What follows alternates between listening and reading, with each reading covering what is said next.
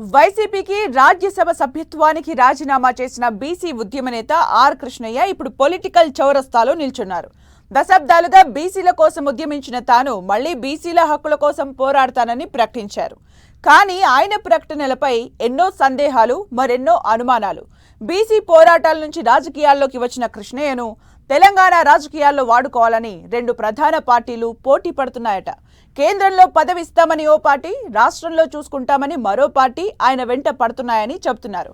ఇంతకీ బీసీ నేత ఆర్ కృష్ణయ్య ఆలోచనలేంటి? ఆయన పొలిటికల్ ప్లానింగ్ ఎలా ఉండబోతోంది? బీసీ ఉద్యమ నేత ఆర్ కృష్ణయ్య పొలిటికల్ ఫ్యూచర్ పై తెలంగాణలో విస్తృత చర్చ జరుగుతోంది.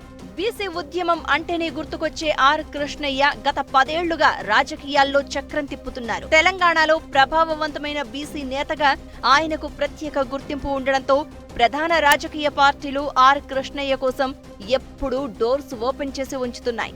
ఇప్పుడు కూడా కేంద్రంలో అధికారంలో ఉన్న బీజేపీ, రాష్ట్ర ప్రభుత్వానికి నాయకత్వం వహిస్తున్న కాంగ్రెస్ ఆర్ కృష్ణయ్యను తమ పార్టీలో చేరమంటే తమ పార్టీలో చేరమని ఆహ్వానిస్తున్నట్లు చెప్తున్నారు. నిన్నటి వరకు వైసీపీ రాజ్యసభ సభ్యుడిగా ఏపీ నుంచి ప్రాతినిధ్యం వహించిన ఆర్ కృష్ణయ్య అకస్మాత్తుగా తన ఎంపీ పదవికి వైసీపీకి రాజీనామా చేశారు. బీసీ ఉద్యమ నేతగా తెలంగాణలో ఆయనకు గణనీయమైన అనుచరగణం ఉండడంతో ప్రధాన పార్టీలు రెండు కృష్ణయ్య కోసం ప్రయత్నాలు చేస్తున్నట్లు చెప్తున్నారు. 90వ దశకం నుంచి బీసీ ఉద్యమ నేతగా తెలంగాణలో తన ముద్ర వేసిన కృష్ణయ్య 2014లో తొలిసారిగా ఎల్బీ నగర్ ఎమ్మెల్యేగా గెలిచారు. రాష్ట్ర విభజన సమయంలో బీజేపీ, టీడీపీ పొత్తుతో టీడీపీ ముఖ్యమంత్రి అభ్యర్థిగా పోటీ చేసిన ఆర్ కృష్ణయ్య ఎల్బీ నగర్ ఎమ్మెల్యేగా గెలిచి అసెంబ్లీలో అడుగుపెట్టారు. ఆ తర్వాత టీడీపీ శాసనసభ్యుల్లో ఎక్కువ మంది అప్పటి టీఆర్ఎస్ లో చేరిన కృష్ణయ్య మాత్రం సింగిల్ గానే ఉండిపోయారు. ఇక 2018లో జరిగిన ఎన్నికల్లో కాంగ్రెస్ అభ్యర్థిగా మిర్యాలగూడ నుంచి పోటీ చేసి ఓడిన కృష్ణయ్య 2 ఏళ్ల క్రితం ఏపీ నుంచి వైసీపీ తరపున రాజ్యసభలో అడుగుపెట్టారు. అయితే తెలంగాణలో బలపడాలని భావిస్తున్న బీజేపీ ఎప్పటి నుంచో ఆర్ కృష్ణయ్యపై గురి పెట్టినట్లు చెప్తున్నారు.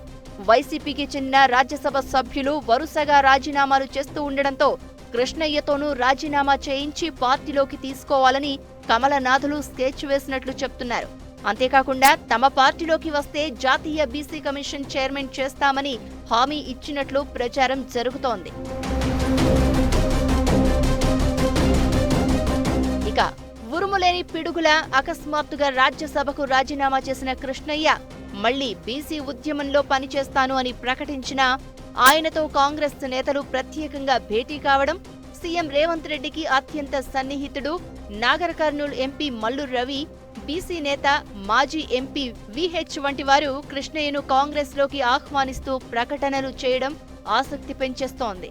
తాను బీసీ ఉద్యమానికే పరిమితమవుతాను అని కృష్ణయ్య చెబుతున్నా రెండు ప్రధాన పార్టీల నుంచి ఆహ్వానాలు ఉండడంతో ఎటూ తేల్చుకోలేక ఆయన అలాంటి ప్రకటనలు చేస్తున్నారని అంటున్నారు.